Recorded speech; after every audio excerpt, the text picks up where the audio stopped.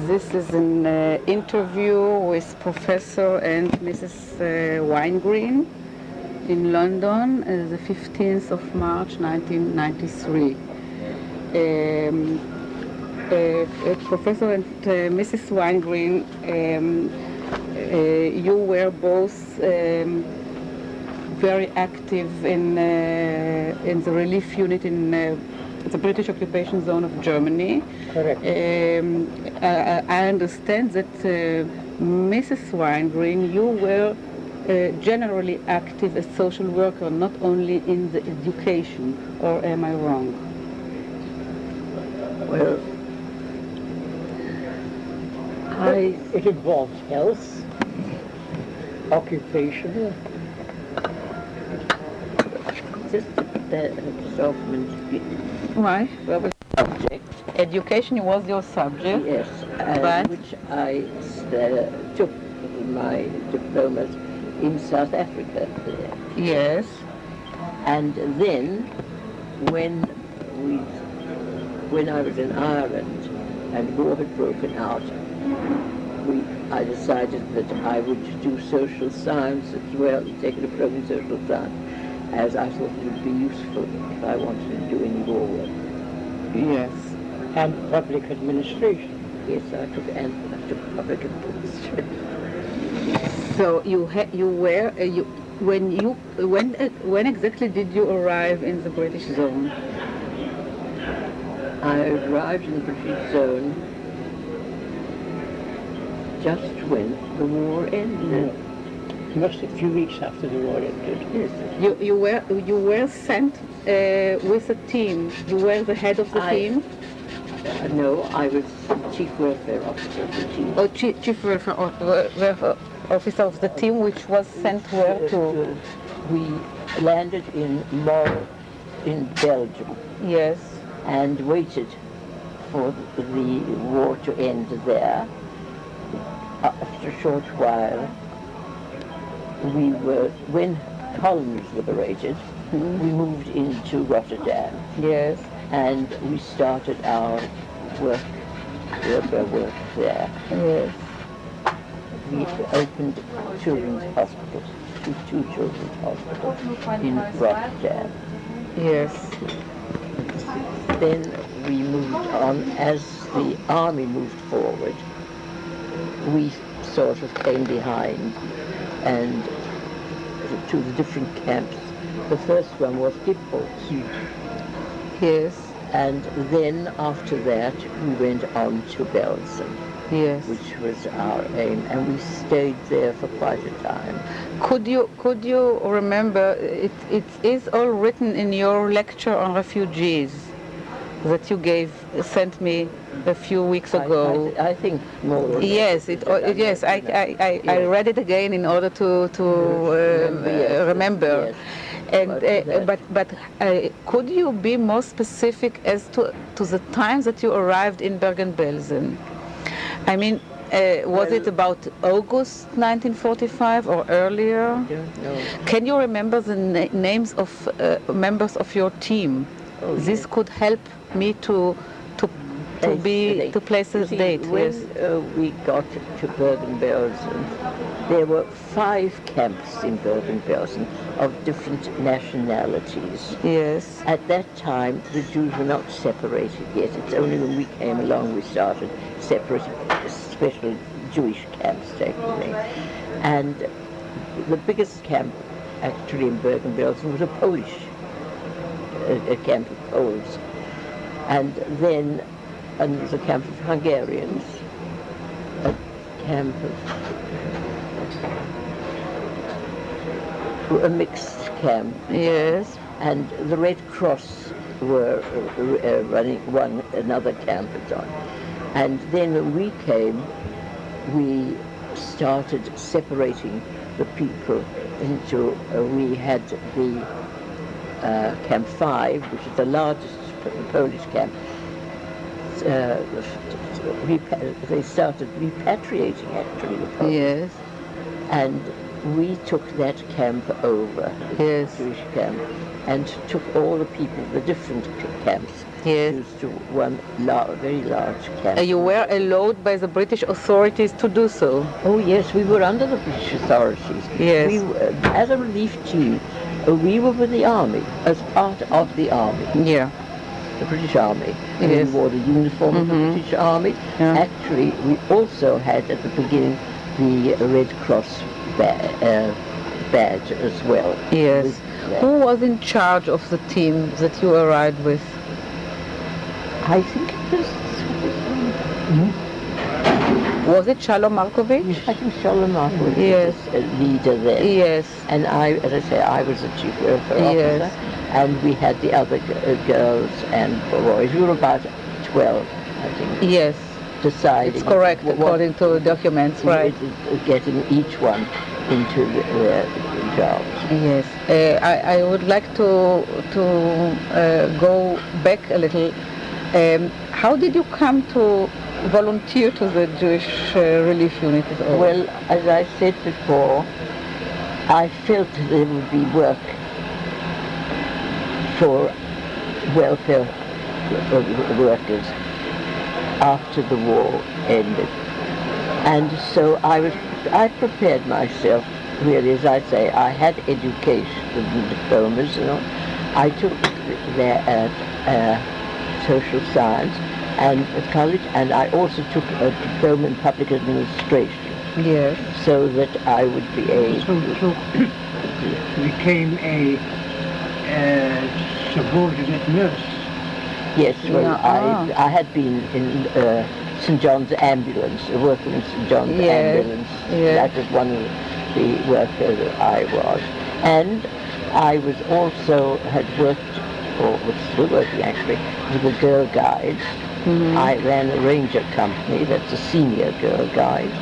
I then became district commissioner, then became divisional commissioner, so that I had experience in dealing with people and with organizing things. Yes. It all came in very useful, and I stayed away then when we went to Germany for 2 years in Germany. Yeah, you were for 2 years. Yes. In Germany itself, running the camp. You were an active Zionist before all of it. You were in Vizo. Yes. Well, I was in Vico, and I worked a lot with youth movements, Yes. organized Vico groups. Yes. You were encouraged by the Zionist movement to volunteer to this work in Germany. Was it any initiative, Zionist initiative to volunteer? No, it wasn't. No, it was our a own. person. We worked out, we felt Yeah. that it was happening. How was it? Most members of the team, of your team, or other members that you remember from the relief unit, were Zionists, or it was not a? Well, I think that the majority probably were. Zionists. I don't know whether they were active. But Yeah, I mean, among those who went to the social work in Germany. Well, I was the only Irish person there with them, you see, and the others weren't really active Zionists, but they all were. they were Zionist Yes. supporters, but I Yes. don't think they were very active. No, I ask this question because actually the Jewish Relief Unit was not a Zionist initiative. No, it was by the no. CBF. So, but it happened so that most people who went were Zionists. Yes. How comes? Why? Well, some of them were not. There was one man who was Lavsky, or some name like that. He was an East End Jew, Yeah. spoke with an East End accent, completely ignorant of Judaism, but he felt the call to help his fellow Jews, Yes. and he joined. Yeah. And he was in charge of works, And right. things that had to be repaired in the camps and so on. Yes. He was in charge Maintenance, of that. yes. Maintenance. Yes. And he felt the call as a Jew completely ignorant of Judaism, not interested in Judaism, But he felt the call, and he came. That's interesting, yes. So no, I just I asked the same question Henry Lunzer, and he told me the same. He gave the same answer. He said it was not a Zionist enterprise, but eventually it became actually a Zionist enterprise. Yes, it's a very interesting. What was interesting too was that Bertha did not stay continuously in Belgium. Before I arrived, she was given 3 assignments by the Control Commission. One was stationed at Düsseldorf as liaison officer. Why in Düsseldorf? To organize the Jewish refugees in the North Rhine region. Yes. We then the Jews together. Having done that and written reports, they sent her to Lübeck to do the Schleswig-Holstein there, and then to Hamburg, to do the Hamburg area. And then she came back to Belgium, and Shalom Markovich had gone. She was elected leader of the team and still chief welfare officer, and the area commander appointed her officer commanding the Jewish camps. Of all the area, of all the British zones? Bergen-Belsen. Of Bergen-Belsen, yes. That she was responsible to him. Yes. You see, I told you there were 5 camps. And had access direct to him. Yes. You see, there were 5 camps. One was run by a Red Cross personnel, that was, I think, Hungary. There was a Polish one. But gradually, as time went in, we eliminated the others, went back, and we filled them as Jewish camps. So all the 5 camps became Jewish camps. Yeah. This is the first time that I hear how it became, you know, because in everywhere it's written, but very briefly and without any specification. That's right. I think another absent element in the story is the hordes of Polish Jewish families fleeing from Poland after the war. Yes. We actually came across, we were sent out to 2 groups that fled after a pogrom in Poland, the Kielce pogrom. Yes. With one in Northeim, 1,400 Jews, and one in Neumünster, 800 Jews. We had to deal with those. Yes. And because they couldn't go back to Poland, they were received with such hostility, such violent hostility. The only place of refuge was Germany. And of course it was a halting place for Palestine. Yes. And the numbers, they were given the status of displaced persons by the British military government. Yes. Which was very good. Yes. And amongst them were men and women who were quite well. And with children. Who could work. There were children, there were old people. Schools, and they say that's where Jack came in. We had the primary school, then there was a secondary school. We found one woman who had been that I wanted to ask you to be more specific about it. When you came first to the area, there were already schools? No. Nothing. No. Not primary, not the gymnasium, nothing. Well, we found, when I was we found that there was a primary collective, but nothing much, you see. It wasn't really a school. The thing was, there was no one really to organize anything at all. The Poles wanted to have their own people. We had Poles, Hungarian. We didn't have very many of any other nationality around. And in a lot of the places, one of the places you mentioned, actually, a lecture, there was, when we came there was just nothing at all. There were just people in tents and, real long. Well, then this was our job. I'd go to the head, somebody there, the military, and find out who was head, this, that, the other, and say, well, I want so many beds made, and must be done. We got the bedding. I sent the girls with an ambulance up. That was Rotterdam. Yes, it was from the Rotterdam when we got there. We found a lot of what do you call them?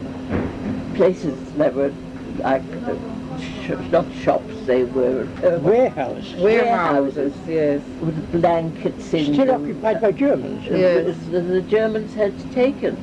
So we got people together and we collected them, we got them, and so we did the hospital. There hadn't been hospitals at all. When I came there, I found the children together, and I walked in the place and I'd find children sitting on the floor eating potato peel when I got there. That was, they hadn't anything organized. There was no one there. It's when we got there that we had to organize. Who were, except for you, that when you arrived, were there any other emissaries from the outside world? No. With a joint. No, they weren't there. We never. In Belgium. In Belgium, not even in Belgium. They came later. They might have been, but in the other things, we started really our work in Rotterdam. Yes. Or depots, really, in Holland. Then we went to Rotterdam. Yeah. But depots was in Germany. Yes, You were at Rotterdam first and then depot. Rotterdam was a contribution by Jewish relief volunteers for the Dutch, Yes. not for Dutch Jews, But for the Dutch We population. couldn't get in. You see, we had to Yes. wait. We were behind the army. As a matter of fact, a very funny thing happened. When we were in this place in Mall, there was also Dutch teams there. And we got all very friendly, a lot. Then the Dutch got an order that they were to march to Holland. They were going to Rotterdam. So we gave them, our team gave them a farewell party that night. Mm-hmm. And we said sort of goodbye to them and all, I hope we meet again, etc., etc. But the funny part was by the morning, we got to the camp, our place in the morning, we found orders that we were to go to. So they went and, we had cars and all, and ambulances. We came out with ambulances and cars and things. And But I think an interesting fact which was in her benefit is Bertha came from South Africa. She spoke Afrikaans, which was quite close to Dutch. Quite close to Flemish. After Flemish. They were both dialects of Dutch. Right.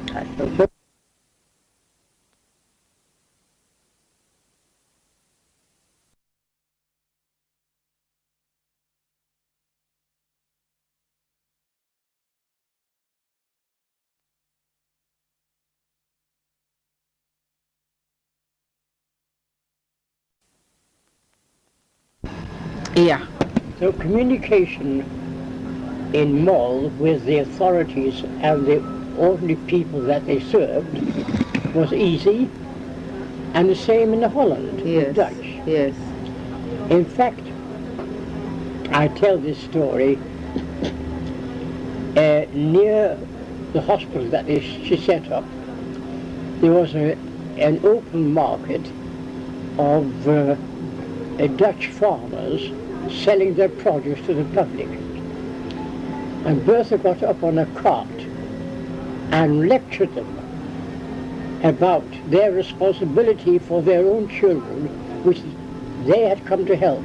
And every morning got produce direct from this cooperative group without charge. She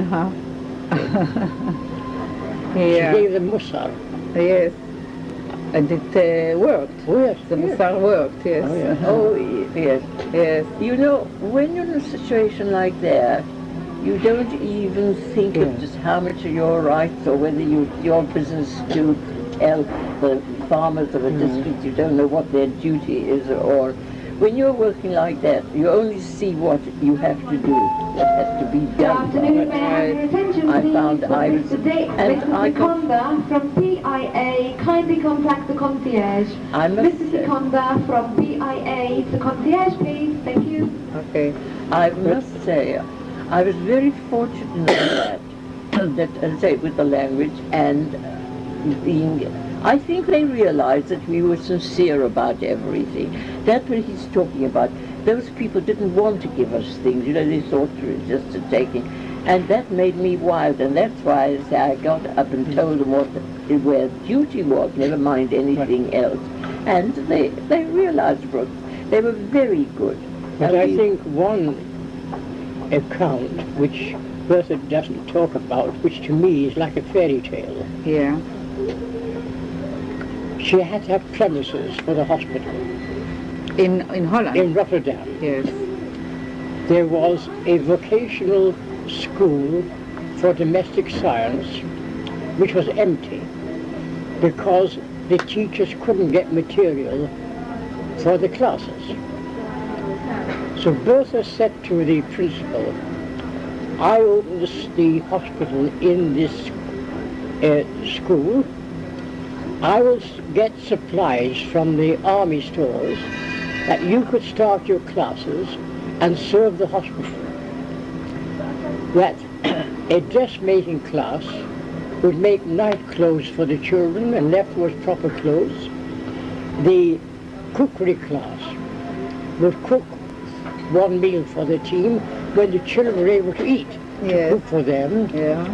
And the laundry class would have laundry, so that the school began operating and serving the new hospital. Mm-hmm. Then she found who was the top pediatrician in Rotterdam, a certain Dr. Jongsens, and he agreed to become the medical superintendent, to bring his matron out of retirement, and the Jewish relief team had two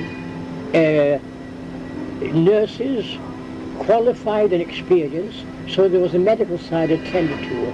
Mm-hmm. The underground, Dutch underground, who now surfaced, supplied her with beds, and she sent these girls down with a large ambulance to the warehouses to get the blankets and sheets and pillows that they had stolen from Rotterdam Lloyd. Mm-hmm. And in 2 days, the hospital was ready to take their first patients. So, and doctors were alerted, and doctors went around picking up these children who were dying from advanced hunger. Yeah. We opened a second hospital. You were a very efficient organizer. Yes. Yes. She's not so efficient today. She's still organizing. I had a different impression. But I think that is something worthwhile. I mean, all of them, you were very good, and I was older, most of them, very, very... Sometimes I wonder at that all people who never knew each other before came together, and because the work was the important thing, we were the best of friends. There was never quarreling or saying you're not doing your job or you're not doing your job. Yes. It was a big family. Yes. And the cooperation was above all. Yes. And we never, it was afterwards thinking, when you work it out, and as I say, I did have to boss people, really. But there was no need of bossing because they would all do things. Everybody would run, this is your job, now come along. Every day we had a meeting. Every morning there was a meeting. Yes. What to decide what to do, where, and what we wanted, what had to be done that day. Yes. And I've always been a shadow organizer. You see, I already worked with guides and trained children and things like that. I've done all that already. Yeah. So it wasn't difficult for me. And as I say, I worked with all of them. And I'm still very sore with Henry and all. We're still very friends with all of them. Yes. Very moving. I wanted to ask about the initiative to open this gymnasium. You told about this lady from she was a DP herself, who was a teacher. She's now in Tel Aviv. Yes. Do you mean Helen Vrubel? Yes. She is not living anymore. Oh, shame. Vrubel. Helen Vrubel. Yes. Because I have to tell you, I had a student a few years ago who was a relative, who is a relative of this Helen Vrobel. She married an uncle of hers, of my student. And she, Helen Vrobel gave her, she had kept all the material, Yes. including compositions by the pupils, by the children. Yes. She was the head of the school. Yeah. And she gave her all this material, right. and this student wrote a dissertation about the about the Hebrew gymnasium in Bergen-Belsen. Oh, I'd love to see that. It's written in Hebrew. Yeah. Well, that's in the translation. I will really send you a copy of it. There's quite a lot in Yiddish in those papers too. And Yes. and she, according to her description, the initiative was really by this Helen Vrobel, and she was assisted very much by a young Jewish soldier whose name of the Jewish brigade, his name was David Littman. Yes. Do you remember? And who him? was my friend, Jack? Joseph? Wait a moment. I had the friend, one of the boys who His name was Begin. Vegan. Yes. Begin. Yeshua Begin. Bagon, B-A-I-G-O-N.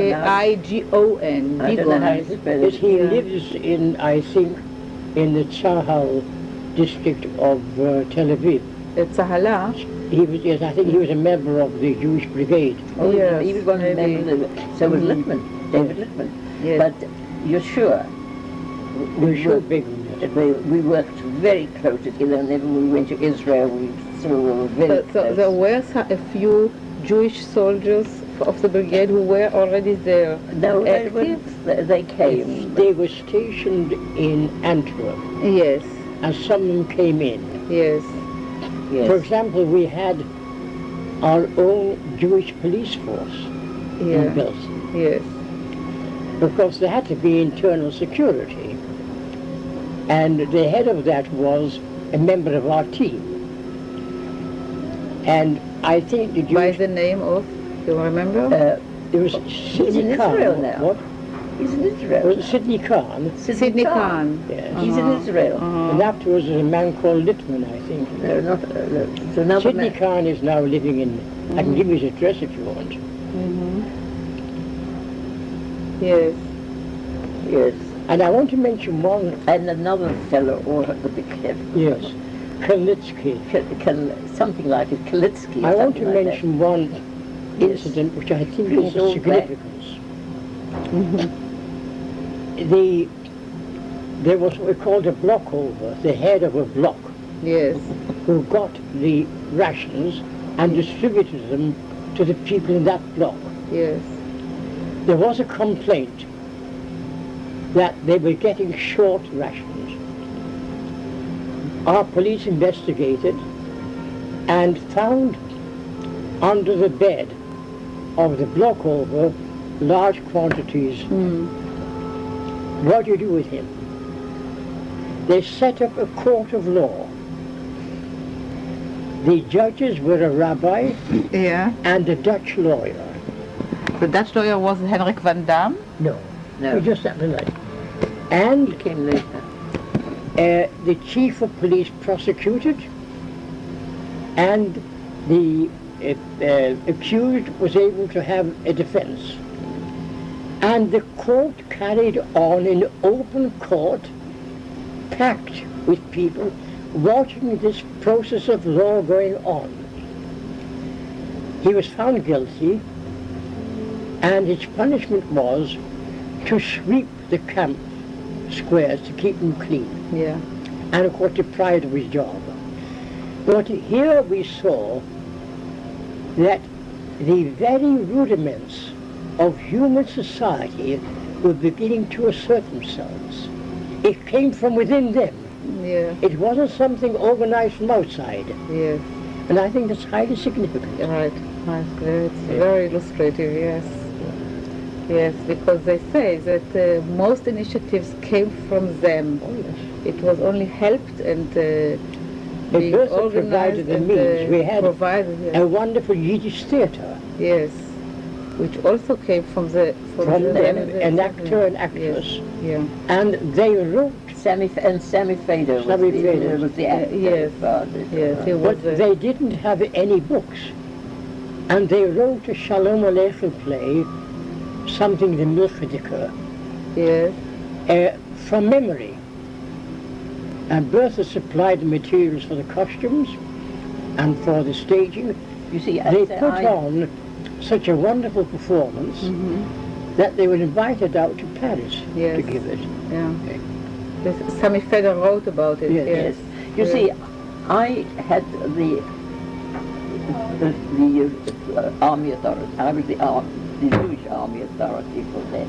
Yes. You see, so that the army we were very friendly with the army, very great friends with the army. Colonel Murphy and we, the whole lot. The result is, if I wanted anything, I could go to it, and that's why I think the reason that I was made a lieutenant colonel, not because of really my army, but the fact was that you could then go to a brigadier and But you see- anyone and say, look, chap, this is what Yeah. I want. At Yeah. that time, the army of occupation, the officers were living on their own without wives and families, and they were lonely. Yes. And they'd come to our mess about 5 o'clock or 6 o'clock for a pre-dinner drink, Yes. and a chat. I mean, they found a lot in common with us because the officers were university-trained engineers. They were the tank corps. Yeah. And we became very friendly with them, and they were very helpful. You saw from my report, Yes. they were very helpful. Yes. Yes, we were very great friends. So if I wanted in your first name, what's name? I wanted this done. Who can you find for me to see to this? And they did. They were very good. We never had any bother with them. Yeah. I mean, Belfast was the biggest camp we attended to, say 5 Jewish camps. But I had it the whole way round, from the very top always. I mean, the men were And we And how about cooperation with other volunteers from the Jewish agency and from fine. the joint? came. That was the Jewish agency really did more or less their work through us. Uh-huh. The agency came. It was a Yeshua wrote for a long time. Yeshua was not the agency, Yeshua was the Jewish Brigade. Yes.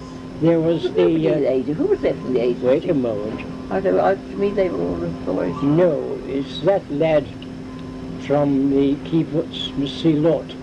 Kurt Levin? No, He worked. Kurt sometime, I'll think his name in a moment. Who is he who was, From Kibbutz Mesilot. yes, I'll think of him in a moment. Yes. But you see, the pity of it was that the Zionist movement at that time saw everything in terms of the political parties. Right. So they had to have 2 Mizrahi, 3 Poli Mapai, Yeah. and 1 Buddha, and so on. And Yeah. that was a terrible mistake. Yes. You see, you asked before about being. No, may I have your attention, please? Would Mr. Calderdoni kindly go to the concierge desk? Mr. Calderdoni to the concierge. Thank you. No, you see, were Zionists, Leah. They went to Israel afterwards. Jack, what was Leah's name? She's in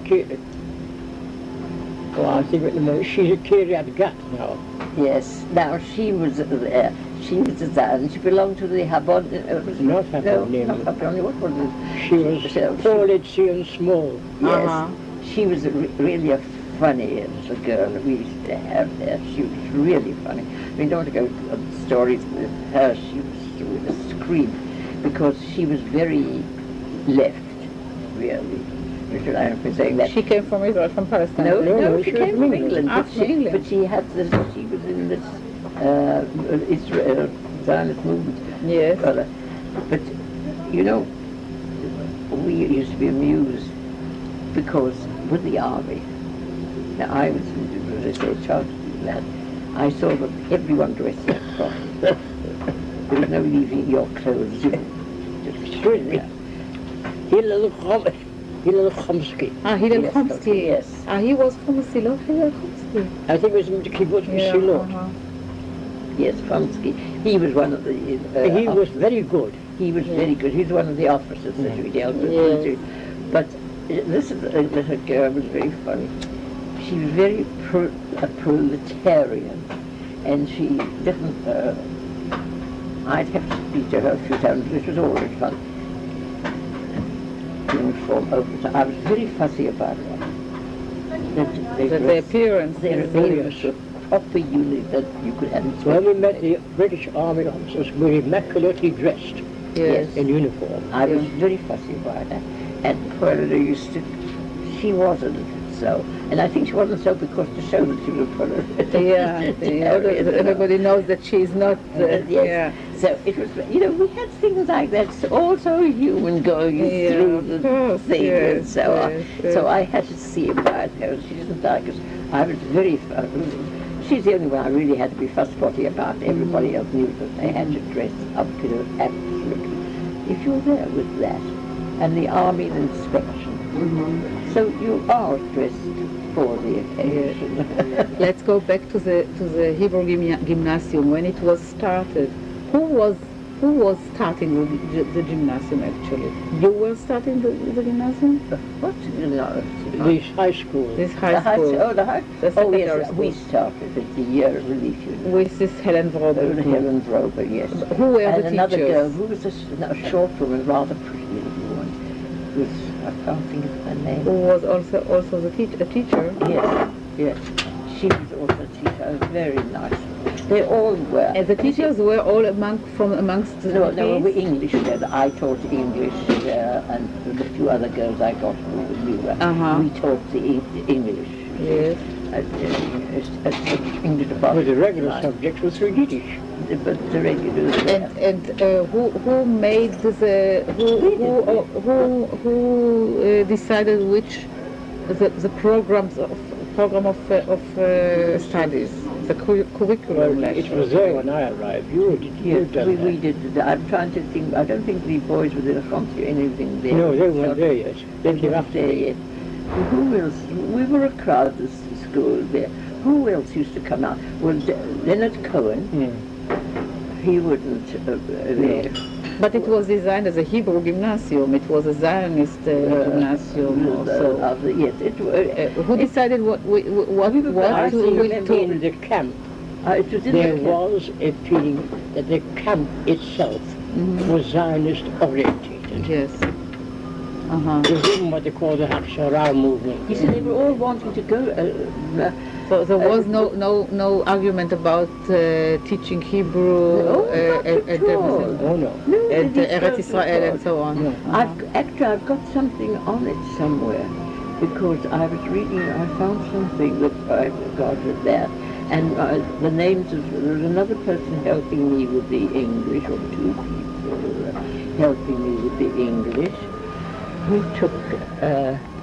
Oh, Jack, can you remember? She was a very pretty little woman. Speak up. I'm thinking of this woman. She taught. We got everybody to do a bit. We collected, and the school went on. And what about supplies, books, even chalks? From the army, we got everything from the army. I got from UNRWA. Jack got it from UNRWA. Yes. Again, I went to I got it from the army.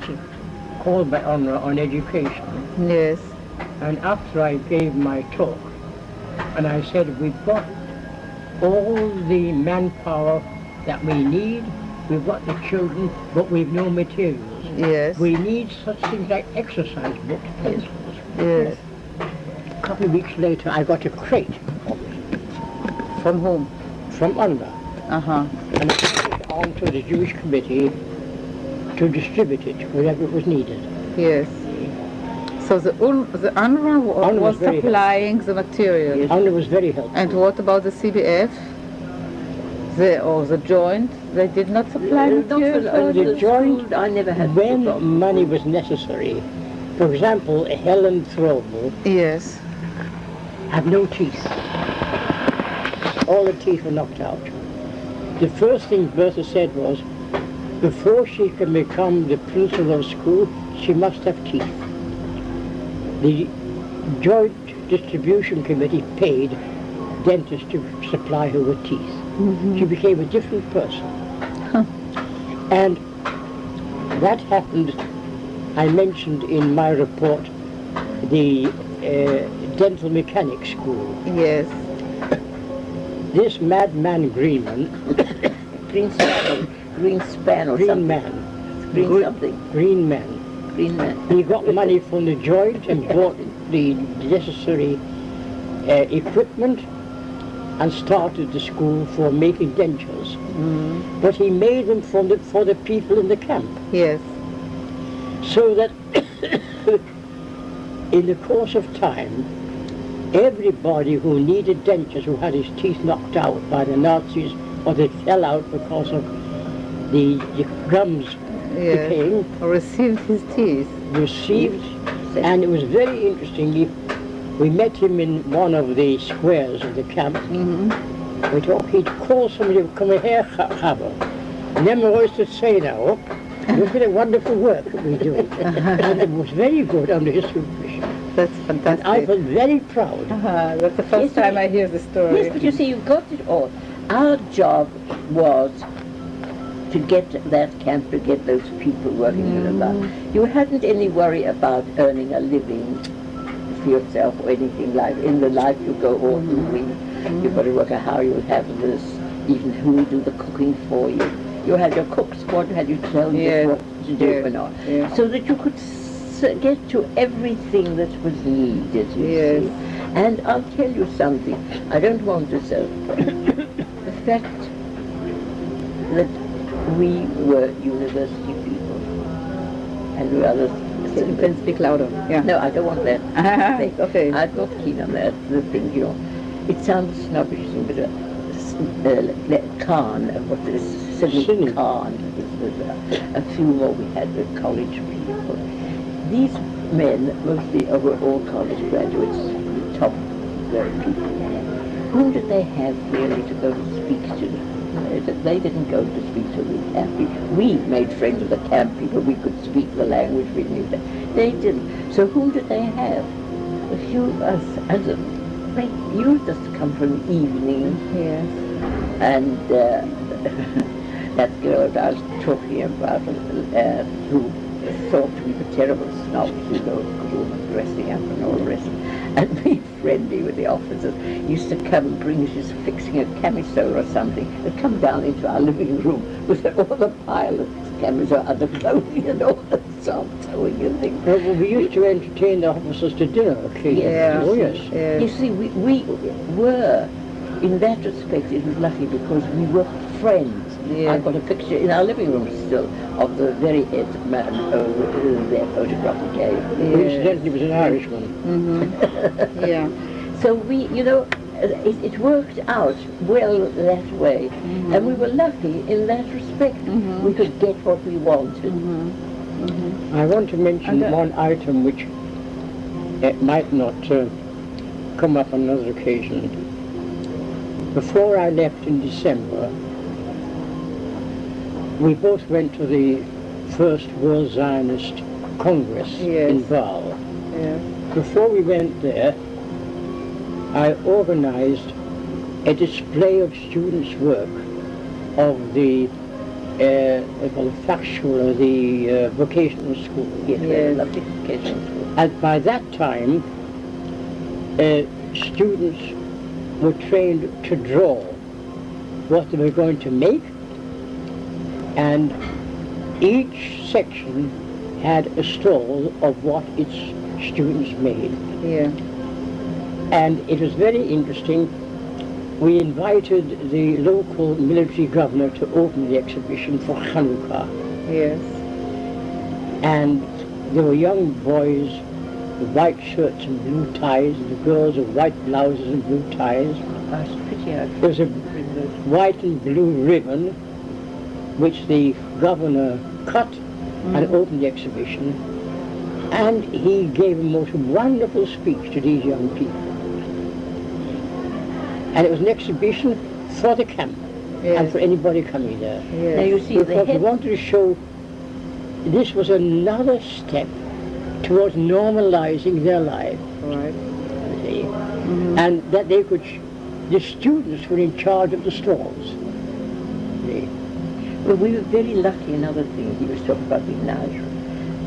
Colonel Murphy, the head of the whole area, was an Irishman. Lombard Murphy's from Ireland. So we were Mahatonim.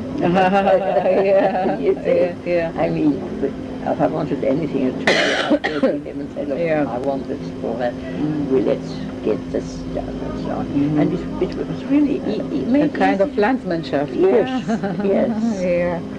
And there was also a South African major Yes. in the area, a Jewish lad with whom Bertha was familiar with their family in Johannesburg. We were lucky to So it you just fitted in with lots of things. Some of the people in the other camp had a little bit more bother in getting things on. We had none because of that. See, at night they hadn't where to go in and smug themselves. These were all university men and so on. They'd come into us in the evening, we'd have a cup of coffee together and all the rest of it. Would you agree with my assumptions that educational work was the main field of your activity? No. Of your activity? When it was part Yes, of but of your Mine was fitted in with everything else. I had to see to the food, to the everything came under my duty, to the mother. Yes, but eventually education became most important, or am I wrong? Yeah, oh yes, it was most important. It was part of their... but not necessarily the most important, because No, because food was terribly important. health, Health we had. Child care, And we had all that. Clothing we had to get. They had nothing but what they were standing up, as I say. and to The first ensure thing, they had adequate heating in winter in their the rooms. first thing Jack did was to write to Dublin about Irish tweed. Yes. We got and so on. In order to make clothes. have that. Everything. You see, as I say, everything. It was starting life. It was a very. Now I think of it, I think much bigger. At the time then, it wasn't that. You worked out that this was needed and this was needed and that was needed as it came along, and we could get it by going to these people. We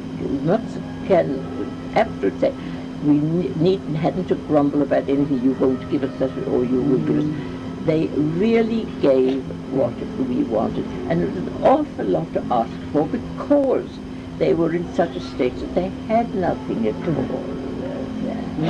But I wanted to make a school. They helped me. I went to the different people, and I had plenty of it, plain and simple. I'd perhaps, as I say, been with guides and I was in a training college, students for teachers. Yes. So that I had authority. Yes. And I never thought of it as authority, to be perfectly candid. It was just part of they needed. I took it for granted they would see. You make them see that they needed. And we hadn't, that wasn't our difficulty. And why was it that you were invited to specifically for the education system? Your profession was not education. Well, I had done education as a side subject when I graduated. Yes. Because my thesis was the story of Jewish education in Bible and Talmud. So I wanted to have some educational background. Right. And don't forget, I was a teacher long before that in the local Talmud Torah. And my experience in Trinity, we call it lecturing, was actually teaching. Right. And listen, I was going home. I felt now, after I'd got things started, that I could leave things. I had done my duty. And they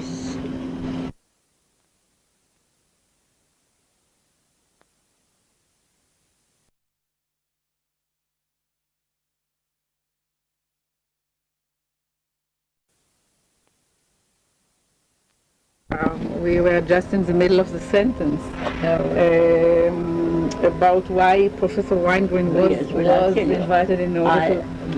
said I felt that I had to go home and wasn't going to him and so on. And so they came to me and said, would your husband come out? If he came out, would you stay?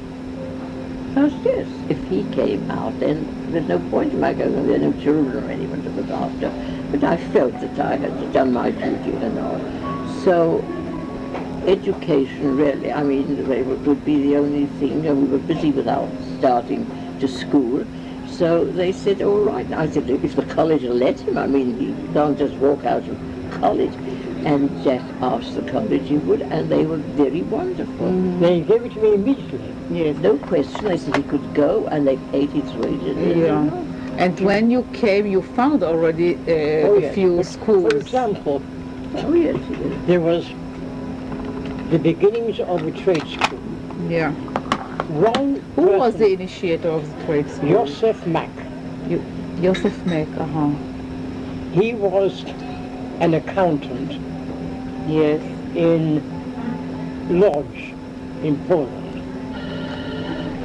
And he was lucky he found his wife and brought her to Belgium. But he had the idea that one day these young boys and girls will leave the camp and enter a normal life. And they must be prepared to earn their livelihood. The first thing he did was, there were lots of demolished and broken vehicles, army lorries, cars. He got some of his friends who were mechanics to take away the metal parts.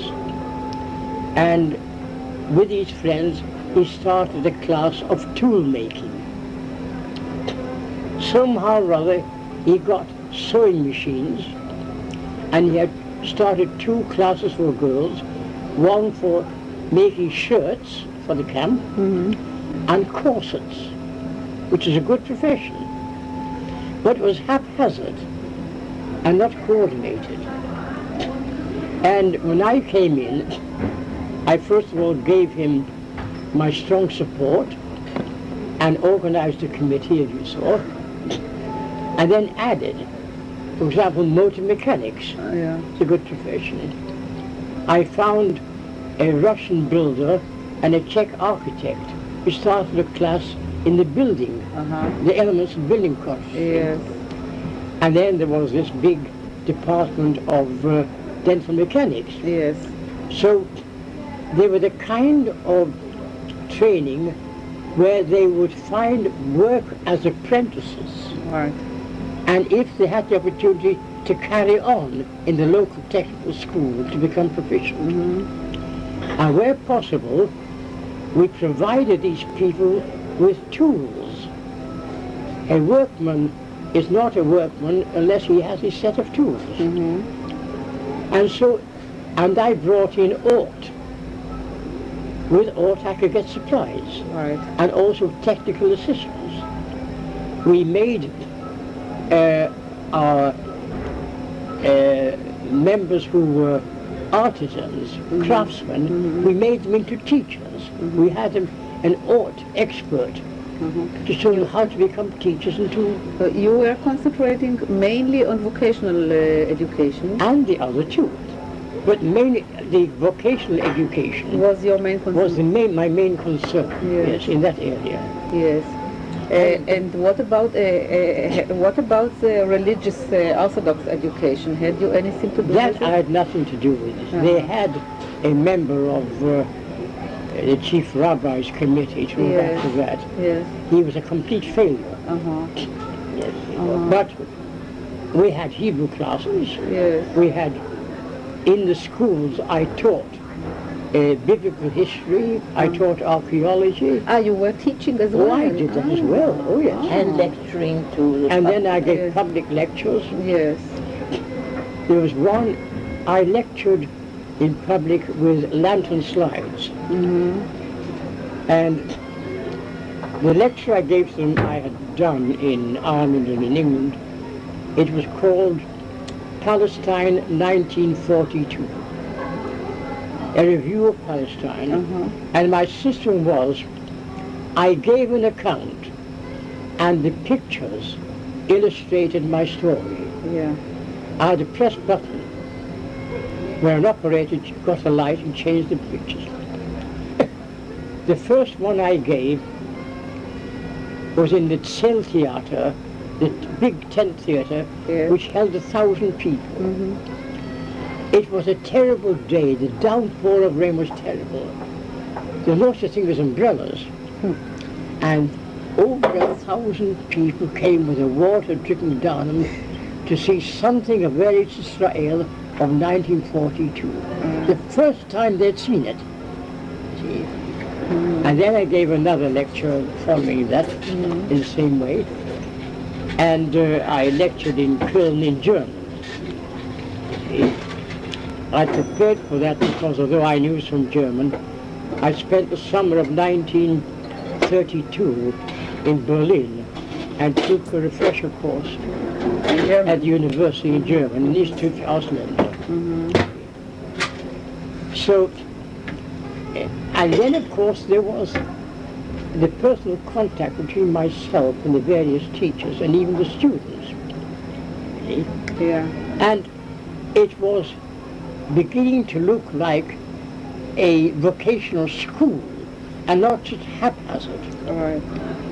And again, you see, there was friction between the man who started, whom I made principal, Joseph Mack. He was poor, Letzi, and small. Yeah. The committee was Mapai. So there was already friction. I kept the peace. And it was very interesting, a small item with a secretary for the school. With? We had a secretary Yeah. for the committee of the school. Yeah. And she was a young married woman, had a baby. She was of the Mapai party. She was a DP or Yes, oh yes. Oh, yes, we use the DPs where possible. No, she was of the Joseph Mack's party. She was of Policy and Small. Yeah. And when she was away having her baby, the Mapai committee appointed a Mapai woman in her place. Yeah. I happened to be away then. And there was murder. When I came back, I simply said to the committee, look, I'm not getting involved in your internal Zionist differences. Yeah. If you're going to start to ruin the school by these wrangles, I'm leaving you. I am wanted in Munich. And I can go tomorrow and go to Munich, and I leave you. I am not having internal Zionist Jews. Yeah. By that time, the young woman, the baby was a few weeks old, and there was care for the baby in one of the creches that Bertha started. She came back to the school and finished. But I had that to contend with too. And they agreed in the end. You see that. Yeah. What have you? What is your opinion or impression of Yossele Rosensaft, if you speak of the? Because he was always saying that he was maintaining a unity, a united front of all Zionists and even Zionists and non-Zionists. Well, there was a united front, as there was in the Yishuv, with regard to the main objective. Yes, against the British. Yes, and within that, was the main objective of Jewish state. Yes. And within that, you had your different parties Yes. who were fighting each other. Yes. But they were all united on the main objectives. Yeah. And what about work in the communities, in the Jewish communities, newly established, Well, re-established? Bertha had a lot to do with that. Did you do work there as well? What? You had in Hamburg and in In the Lübeck. Jewish Oh, yes. communities, not in the camps, I mean. No, yes, oh yes. After that I just stood there. Well, that, you see, I first joined just as a worker, and anyway they saw English, and I had all the qualifications of the team. Then we got, there was a leader, Markowitz was the leader, and I was at the welfare, and got everything in order. That was him.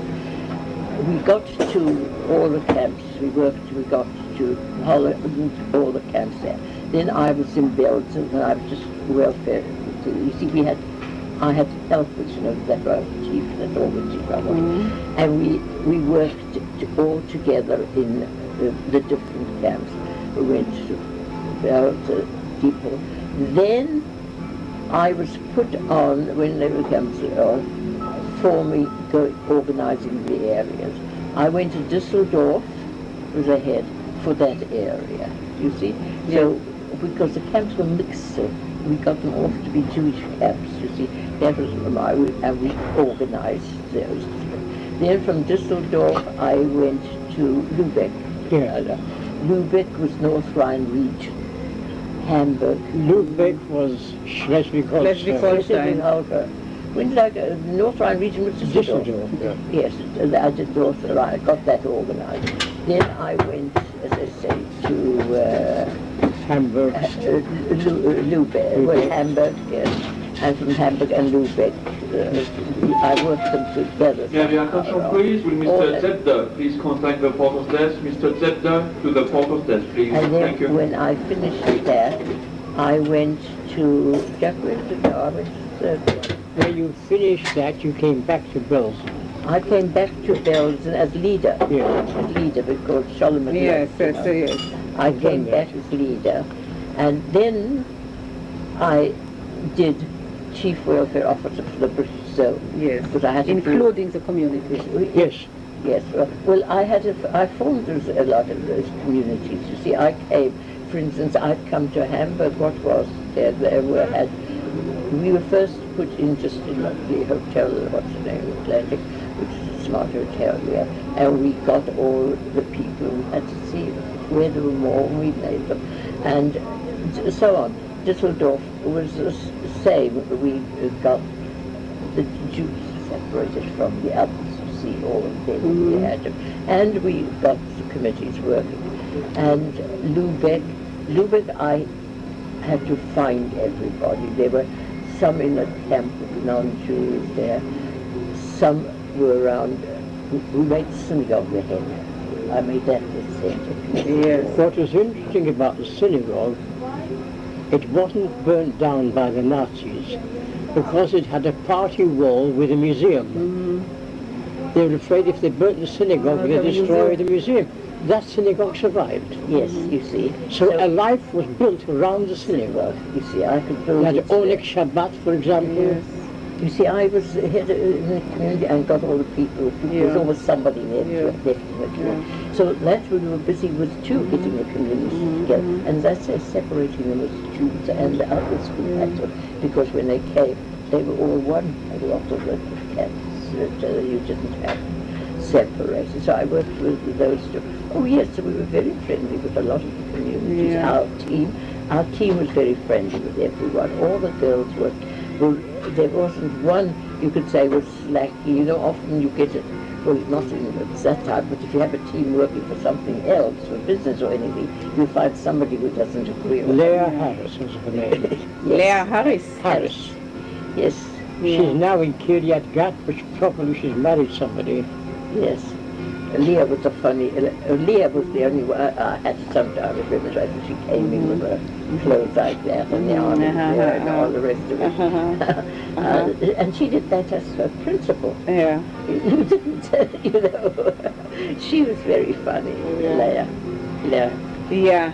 And we had all the people, but they were all, I must say, the girls, everyone worked. It was a very nothing else. That we were very friendly with all of them. And as I say, he was there before. We worked more before we really started on the work. Henry there, we got him, and we were friendly with all his sisters.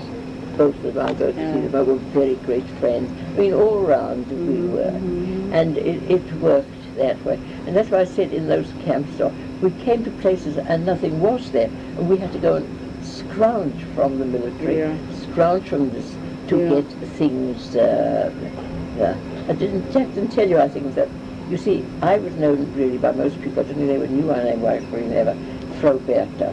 I was known that. But when he came to start calling him, we mentioned it. Yes. I would like to conclude by only a technical question. You gave me so kindly your lecture about refugees. When was this lecture delivered? I don't know, I suppose when I came It was soon after the war? Soon after you came back from the British zone, or was it much later? A few years after that. A few years. Did you see the other one? Because it's not dated. It was like did you get the one that's... a lot of... Have you got the one Lest We Forget too? Another lecture? No, this you did not send. You sent me only this lecture on refugees. The list I should really send. I haven't got it with me. So. But this is a very informative lecture. Yes, I learned a lot of it. Yes, but in Lest We Forget, there is more actually of the actual work then and the people. I think too that the other lecture is more or less the theory behind the German justification for what they did. Yes, Lest We Forget. Yes. Yes, but from our point of view, learning about this is the most important one. That's why I sent that. And I thought I sent Lest We Forget to you too. No. Yes, I will check it, but I don't know. I did. I sent it as well. But this is the most important. And I'll tell you, Lest Forget is also very important because at that time I was going around this theory of starting again that it wasn't true. You know that. And so I gave actual instances of things that really happened. They could say. Yes, but you cannot be specific on which date it was or which year. In the 50s, sometime. It might have been in the 50s. No, it's not written. No, I know it. You have all. Attention please, with Mr. Simon. Please contact the porter's desk. Mr. Simon to the porter's desk, please. Thank you. I haven't got it with me. Never mind. I thought that maybe you were okay. It's okay. Okay. I just wanted. I haven't got. I don't know where they are. It's okay. We can make up for it in another time. Thank you for the. Thank you. Yes. We were invited to a game of chess. Yes. But the chess was in the open square. The square was marked out as a chessboard, and the pieces were human beings dressed as a king, a queen, a pawn, and so on. And at either end of the chessboard there was a raised platform, and there were the two players. And the one would call out the move, and a shamash would go over and move the men. Yes. And the game of chess was played that way with tremendous interest from the audience. It's one of the wonderful initiatives that we had there. Yeah. And it seemed to me that it's all part and parcel of getting something of normal living back. Right. I thought it might be an interesting... This kind of specific examples are very important, you know, because this makes the whole thing living. And the one about the law court.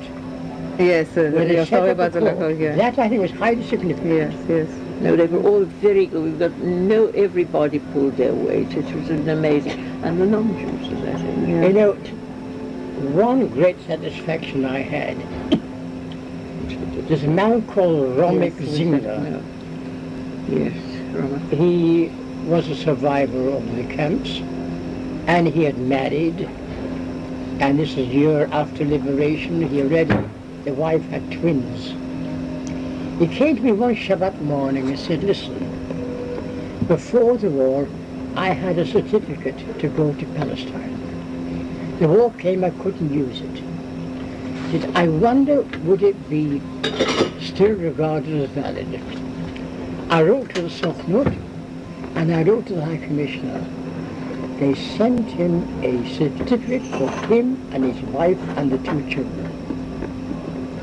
That was British justice. Yeah. And I felt so elated by this. Yes. He went as a free man, Yes. Uh-huh. by right. They were very good. We had nothing to grumble about the British, the army, you know. Well, I've always said the British Army is marvelous They were. till they become the instrument of policy. Then they have to do things that they hate. Okay, every army is the same, I think. Yeah, but they were really